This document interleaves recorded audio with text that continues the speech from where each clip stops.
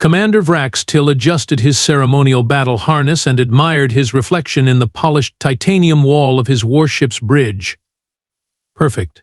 The gleaming metals of Conquest 27 in total caught the light precisely as intended. He straightened his posture, all four shoulders squared, and practiced his most intimidating glare. "Computer, status report on the primitive planet designated Earth," he commanded, his three-toned voice echoing across the command deck. His second-in-command, Lieutenant Kraz, suppressed an eye roll. The commander's vanity was legendary throughout the galactic hegemony. "Sir, scans confirm it's exactly as intelligence reported. Mostly water, breathable atmosphere, populated by bipedal carbon-based lifeforms who call themselves humans. Their technology is hilariously outdated." Vrax'til snorted through his nasal slits. "They still use combustion engines. Can you believe that? Combustion. Like throwing rocks at each other but with extra steps." The bridge crew erupted in dutiful laughter. Nobody laughed harder than Junior Officer Plex, fresh from the academy and eager to impress. "Commander, their most advanced weapons appear to be nuclear missiles with yields of only 50 megatons, Plex volunteered, reading from his datapad. "Our ship's shields could withstand approximately 247 such detonations before requiring a recharge cycle." Vrax'til waved a dismissive tentacle. "They'll never get the chance to launch even one. This will be the easiest conquest of my illustrious career. A perfect training opportunity for you junior officers." He turned to address the assembled crew, striking what he considered his most impressive pose. "Listen up. Today we add another primitive species to the glorious hegemony. The humans think they're the dominant species on their little mud ball, but they're about to learn their place in the cosmic hierarchy." Commander Vrax'til paced dramatically across the bridge, his ceremonial cape billowing behind him. "Their pathetic attempts at space exploration haven't even reached their neighboring planet. Meanwhile, we've conquered 17 star systems this rotation alone." Kraz cleared his throat.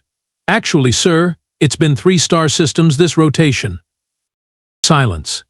Vrax'til thundered. "I'm creating inspirational rhetoric here. The exact number is irrelevant." He activated the ship-wide communication system. "Attention all personnel. This is your magnificent commander speaking. Prepare for an extremely easy conquest. The humans are so primitive. They still watch entertainment on flat screens. They haven't even developed basic neural interfaces. Their strongest warriors would struggle to lift 300 kilograms. Pathetic." As the massive warship entered Earth's orbit, Vrax'til gazed at the blue-green planet with undisguised contempt. "Look at them down there, scurrying about like insects, completely unaware that their ridiculous notion of sovereignty ends today." He slumped into his command chair, already bored. "Let's get this over with. Sound the trumpets of inevitable doom. And someone bring me a beverage. Conquering always makes me thirsty." The massive ship's external speakers began broadcasting the traditional hegemony warning signal, a sound that had heralded the end of civilization for countless species across the galaxy. Today would be no different. Or so Vrax'til thought. "Attention, insignificant bipeds of planet Earth. This is Commander Vrax'til of the Galactic Hegemony Warship Inevitable Subjugation. Your primitive excuse for a civilization is now under our control." Vrax'til's voice boomed through the ship's transmission system, broadcasting on all Earth frequencies simultaneously. He paused dramatically, allowing his magnificent introduction to properly terrify the humans. The massive viewscreen showed panic news broadcasts from around the planet. Vrax'til chuckled, his secondary throat sac inflating with smug satisfaction. "Your pathetic nuclear weapons wouldn't even scratch our paint job. Your fastest aircraft moves slower than our maintenance drones. And don't get me started on your biological limitations. 1 functioning heart? 2 eyes? How do you even survive with such inadequate design?" Lieutenant Kraz approached cautiously. "Sir, we're receiving transmissions from multiple Earth governments requesting diplomatic dialogue." Diplomatic dialogue? Vrax'til burst into laughter so forceful his ceremonial medals clinked together. What's next? Will they offer us friendship bracelets? Put the human transmission on screen?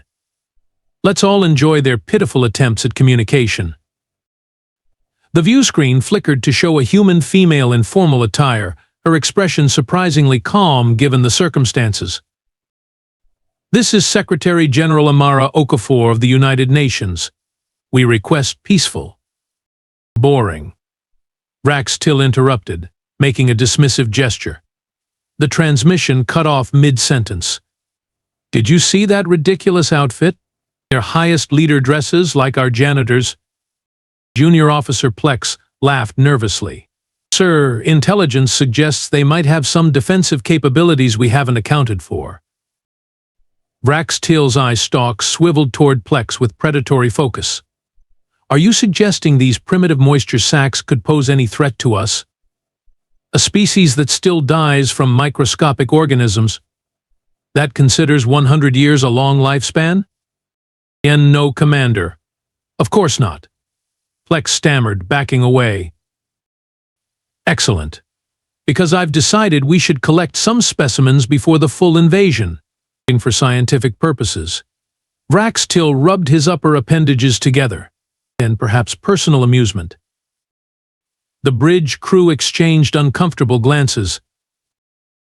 Lieutenant, scan for a small, isolated human settlement. Something inconsequential where we can demonstrate our power without the humans marshalling whatever passes for their military response. Kraz manipulated the scanning controls. There's a location designated Millfield with approximately 15,000 inhabitants. No major military presence detected. Minimal strategic value. Perfect. Vrax'til exclaimed, rising from his command chair. Prepare a dropship with capture nets and specimen containers. I'll personally oversee this operation. As preparations began, the view screen suddenly changed. It now showed a different human male, in a simple black uniform with no visible rank insignia. Commander Vrax'til, the human said calmly, pronouncing the alien name perfectly. My name is Colonel Thomas Blackwood.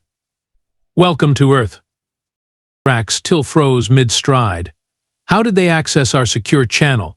And how does that human know my name? The human smiled. Not a frightened smile, but something predatory. We look forward to your visit to Millfield. We've prepared a special welcome. The transmission ended abruptly. After several seconds of stunned silence, Vrax'til recovered his composure. Well, clearly they've gotten lucky with some rudimentary hacking. No matter. This Millfield will serve as the perfect example of what happens to planets that don't immediately surrender to the hegemony. He straightened his battle harness, unaware that for the first time in his distinguished conquest career, he had just made a catastrophic miscalculation. Vector locked, Commander. Drop pods ready for deployment, announced Lieutenant Kraz as their shuttle descended toward the human settlement called Millfield. Scanners show minimal defenses, just some primitive projectile weapons and what appears to be a local security force. Vrax'til reclined in his command seat, already bored. Send the first wave. Use non-lethal suppression. I want at least 20 undamaged specimens for the biolabs. 5 drop pods streaked toward Millfield, each containing 3 of the hegemony's elite shock troops. As they plummeted through the atmosphere, Vrax'til yawned dramatically. Record everything for the junior cadets back home. This is textbook Primitive Species Subjugation, Lesson 1. The pods crashed into what appeared to be the town square. Dust and debris scattered as armored soldiers emerged, weapons drawn. Oddly, no panicked humans were visible. Where are all the screaming primitives? Vrax'til frowned, leaning forward. There should be chaos, begging for mercy, the usual entertainment. The lead soldier's comm crackled over the shuttle's speakers. Command, something's wrong. Streets are empty. No civilians detected. Weight building facades are shifting? On the view screen, what had appeared to be quaint storefronts and homes began to transform. Panels slid away, revealing sophisticated weapon emplacements. The charming clock tower split open, exposing a massive dish antenna. "What in the seven moons is happening?" Vrax'til sputtered. From beneath the town square, armored human soldiers emerged in perfect formation, wearing exoskeletons that enhanced their naturally pitiful strength. Their weapons, decidedly not primitive, hummed with energy signatures that the alien scanners couldn't identify. "Sir," Kraz shouted, "our troops are reporting technology that doesn't match our intelligence briefings." "They're being..." 3 rapid flashes of blue light erupted from the humans' positions. 2 hegemony soldiers immediately collapsed. A third stumbled, his neural system apparently scrambled by whatever the humans had fired. "Impossible." Vrax'til slammed his appendage on the console. "Their weapons shouldn't be able to penetrate our armor. Those are standard-issue hegemony battlesuits." "Sir, they're using some kind of targeted electromagnetic pulse, but it's selective? It's only affecting our systems." On screen, more human soldiers emerged, moving with practiced precision. They weren't running in terror. They weren't confused. This was a coordinated military response. "Commander, we're receiving a transmission from the surface," Kraz said, his voice tight with concern. The face of Colonel Thomas Blackwood appeared on screen, looking remarkably calm. "Commander Vrax'til, I believe your soldiers are experiencing some technical difficulties. Perhaps you'd like to discuss surrender terms?" "Surrender?" Vrax'til's voice cracked with rage. "You think your little tricks impress me? You caught a few scouts off guard, nothing more." Blackwood smiled. "Fair enough. Would you prefer a more comprehensive demonstration?" At that moment, every system on Vrax'til's shuttle simultaneously shut down, then restarted. A human-designed interface briefly flashed across all screens before their normal displays returned. "Just a small sample of what we can do," Blackwood said. "Looking forward to meeting you in person." Vrax'til's rage was incandescent. His chromatophores flashed danger patterns across his skin as he flung a nearby datapad across the shuttle. "Prepare my personal battle armor. Arm the heavy weapons. If these humans think they can embarrass me, the pride of the hegemony fleet, conqueror of the Nix cluster, they're about to learn a painful lesson." Lieutenant Kraz attempted to interject. "Sir, perhaps we should reassess." "Silence. I will handle this personally. The human deception ends now. No more games. Millfield will be a crater before sunset." As Vrax'til stormed toward the armory to prepare, he remained oblivious to the knowing glances exchanged between Kraz and the shuttle pilot. For the first time in his distinguished career, Commander Vrax'til was walking directly into a trap that would become legendary throughout the galaxy, though not for the reasons he imagined. Commander Vrax'til's personal shuttle descended toward Millfield with enough firepower to level a small moon. His elite Crimson Guard, 12 of the most lethal warriors in the hegemony, stood ready for deployment. Their battle suits hummed with energy, weapons primed. "Pathetic humans and their little tricks," Vrax'til muttered, adjusting his ceremonial battle helmet. "This ends now. Full-spectrum weapons free. I want examples made." The shuttle landed with a thunderous impact in what remained of the town square. Vrax'til emerged first, his forearms each wielding a different weapon, his battle suit enhancing his already impressive 7-foot frame. "Come out, humans! Face your new master like the primitive creatures you are." The silence was unnerving. No response came from the buildings surrounding the square. No movement, no panicked civilians, no surrendering soldiers. Then a single human walked out from the transformed clock tower. Average height, unremarkable appearance, wearing a simple black uniform with a small silver pin on the collar. "Welcome to Earth, Commander Vrax'til. I'm Colonel Thomas Blackwood, United Earth Defense Force." The human's voice was calm, almost friendly. "I believe we spoke earlier." Vrax'til's targeting system immediately locked onto the human. "Where are your weapons, human? Your armor? Do you come to surrender your pathetic planet?" Blackwood smiled. "No weapons needed at the moment. And as for surrender, well, we should discuss who'll be doing that shortly." Vrax'til laughed so hard his secondary respiratory system engaged. "You stand before me unarmed and speak of my surrender? Your species truly is delusional. We studied your kind for decades, Commander, and intercepted your transmissions, analyzed your technology. You're not the first hegemony scout we've encountered." Blackwood gestured casually around the square. "This entire town? Purpose-built to attract your attention." Enough talk. Vrax'til raised his primary disintegrator. "Any last words before I reduce you to component atoms?" "Actually, yes." Blackwood tapped the silver pin on his collar. "Umbrella Protocol. Now."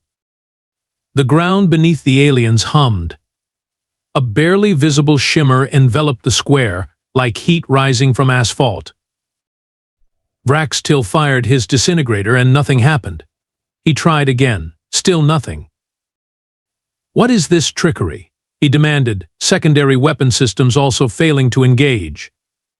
"Selective quantum field manipulation," Blackwood explained, as casually as if discussing the weather. "It renders certain energy signatures inert, like those powering your weapons." The facade of buildings around the square retracted further, revealing rows of human soldiers in sleek exoskeletons. Unlike the bulky hegemony battle suits, these were elegant, form-fitting, and apparently powered by technology Vrax'til couldn't identify. "Impossible." Vrax'til sputtered. "Your species is barely interplanetary. You can't possibly have developed technology beyond hegemony capabilities." "We didn't need to explore aggressively," Blackwood replied. "We focused on defense instead. Preparing. Waiting. Your hegemony isn't exactly subtle about its intentions." The Crimson Guard, realizing their weapons were useless, moved to form a protective circle around their commander. "Bioweapons free," Blackwood ordered calmly. Tiny drones, no larger than insects, swarmed from hidden compartments in the ground. They attached themselves to the hegemony battle suits, finding microscopic seams in the supposedly impenetrable armor. One by one, Vrax'til's elite guards collapsed, paralyzed by targeted neurological disruptors that affected their specific alien physiology without harming humans. "What have you done to my soldiers?" Vrax'til demanded, his voice now lacking its previous confidence. "Just a specialized paralytic. They'll recover eventually. You, however, are still standing for a reason." Blackwood approached the increasingly nervous alien commander. "We've prepared a special accommodation for you." Vrax'til's mighty battle-suit pride of hegemony technology suddenly froze in place. Emergency systems failed. Life support faltered. For the first time in his conquering career, genuine fear slithered down all four of his spinal columns. This is impossible," he whispered, as his magnificent armor slowly forced him to his knees before the human. "You're just primitive apes with delusions of grandeur." "No, Commander," Blackwood corrected. "We're humans. And you really should have done your homework." Vrax'til swayed unsteadily as two human soldiers escorted him through underground corridors beneath Millfield. His once magnificent battlesuit, now completely inert, felt like a prison. They had removed his weapons but left the heavy armor as punishment, each step a laborious effort without the suit's power assistance. "This is outrageous. A violation of galactic hegemony war protocols." He protested, his voice stripped of its former authority. Neither soldier responded. They simply guided him into what appeared to be a command center. Dozens of humans worked at stations displaying real-time data of his fleet in orbit. To his horror, each of his warships was surrounded by previously hidden Earth defense platforms. Colonel Blackwood stood conversing with a distinguished woman whose uniform indicated superior rank. "Admiral Nakamura, the hegemony commander as requested," Blackwood announced. The Admiral studied Vrax'til with clinical interest. So this is the alien who threatened to turn our planet into a training exercise. Vrax'til's mind flashed back to his bridge just hours ago, boasting to his crew they still use combustion engines. Can you believe that? Combustion. Now, surrounded by technology that had neutralized his most advanced weapons, those words tasted like ash. There's been a misunderstanding, Vrax'til attempted, forcing a diplomatic tone. The hegemony merely sought peaceful contact. My aggressive approach was simply cultural. Yes, cultural differences in greeting protocols. Admiral Nakamura raised an eyebrow. Is that so? Let's review the evidence. A holographic display activated, showing Vrax'til on his command deck. Their pathetic nuclear weapons wouldn't even scratch our paint job. His recorded self-proclaimed. Their strongest warriors would struggle to lift 300 kilograms. Pathetic. Vrax'til winced. Those statements were taken out of context. I was merely assessing your capabilities. Like when you called us insignificant bipeds and laughed about our biological limitations? Blackwood added. One functioning heart? 2 eyes? How do you even survive with such inadequate design? The Admiral's expression hardened. Your fleet is currently surrounded. Your communications are blocked. Your main vessel attempted to fire on our platforms and discovered its weapons systems mysteriously disabled.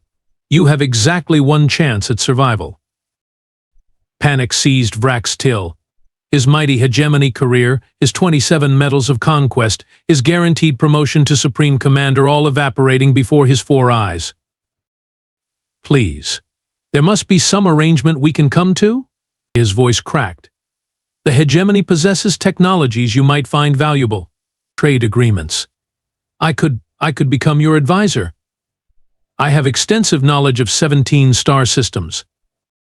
3, Blackwood corrected. 3 star systems. Vrax'til continued without pause. I'm far more valuable alive than dead. I have families. 3 dozen offspring rely on my continued existence. Admiral Nakamura remained unmoved. 3 minutes ago, you were planning to enslave our planet. Vrax'til's posture crumbled entirely. Gone was the proud warlord. In his place knelt a desperate alien, chromatophores flashing distress patterns across his skin.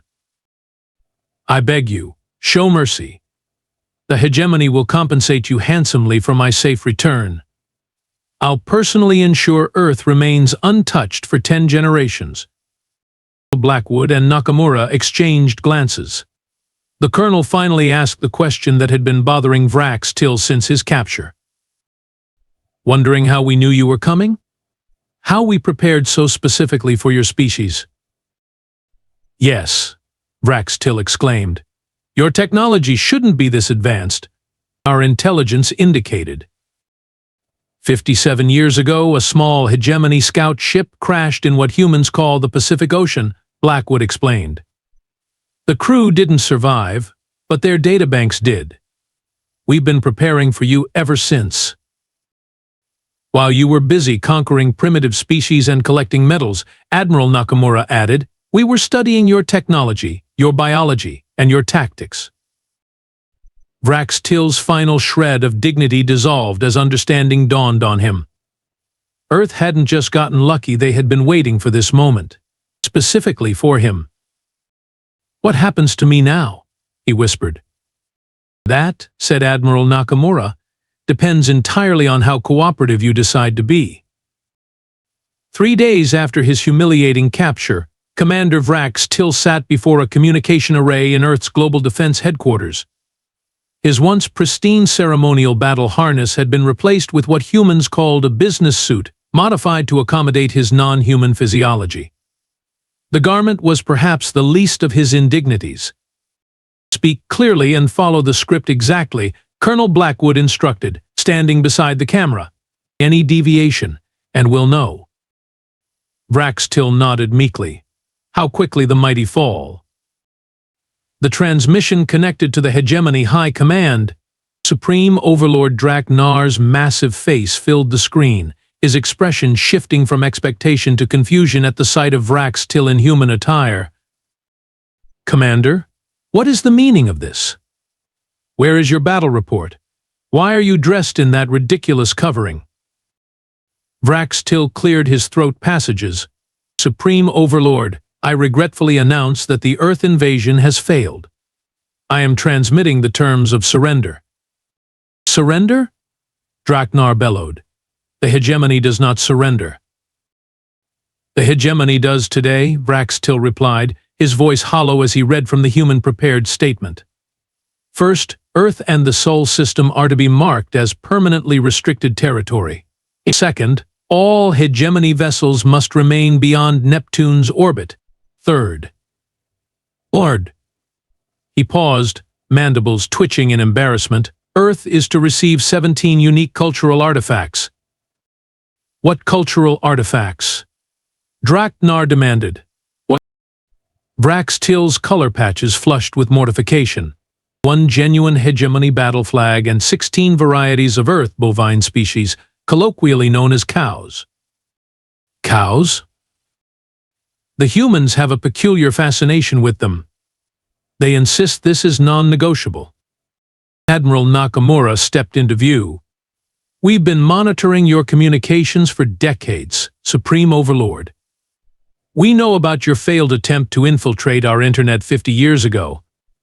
We traced your signals back to hegemony space and have mapped your entire communications network." Drac-Nar's eye stalks froze in shock. "Impossible. Our encryption is..." "Primitive by our standards," Nakamura interrupted. "We've been feeding your intelligence agencies carefully crafted misinformation about Earth for years. Those combustion engines Commander Vrax'til mocked? Props. Our outdated weapons? Decoys." Vrax'til's inner eyelids fluttered in disbelief. His entire assessment of human capabilities had been based on deliberate misdirection. "We knew the hegemony would eventually turn its attention to Earth," Blackwood added. "So we made ourselves look like easy prey to bait overconfident attackers." Commander Vrax'til performed exactly as predicted. On screen, Supreme Overlord Drac-Nar seemed to shrink. "The terms are acceptable. One final condition," Nakamura continued. "That Commander Vrax'til will remain on Earth as an ambassador and warning to any other species with similar intentions." My career?" Vrax'til whispered. "He is taking a new direction," Blackwood replied with a smile that was not entirely reassuring. 6 months later, Vrax'til stood before an audience of diplomatic representatives from 12 different alien civilizations. His new role as interspecies relations advisor was not how he had imagined spending his later years. "And that is why," he concluded his presentation, adjusting the ridiculous Earth necktie they forced him to wear. "Any attempted aggression against humanity would be a catastrophic mistake. They appear primitive because they choose to. They explore slowly because they're focusing on defenses. They seem disorganized until the moment they aren't." A Zentari diplomat raised a tentacle. "Surely the humans cannot be as formidable as you claim. Our scans show." "Your scans show exactly what they want you to see," Vrax'til interrupted sharply. "Trust me. I was like you once. I had 27 medals of conquest. Now I have a human therapy pet called a cat that sleeps on my face." He leaned forward, voice dropping to a whisper that carried throughout the chamber. "The humans have a saying, 'Don't poke the bear.' I did not understand its significance until I became the galaxy's most prominent cautionary tale. Learn from my mistake." As the delegates murmured nervously among themselves, Vrax'til gazed out the window at the Earth sunset. Somewhere in orbit, his mighty warship now served as an orbiting museum of how not to invade Earth. His crew had been sent home with complimentary "I tried to conquer Earth and all I got was this t-shirt souvenirs." Most humiliating of all, he was beginning to like the humans and their bizarre sense of humor. Perhaps, he reflected, watching the sunset colors that even his 4 eyes couldn't fully appreciate. That was their most dangerous weapon of all.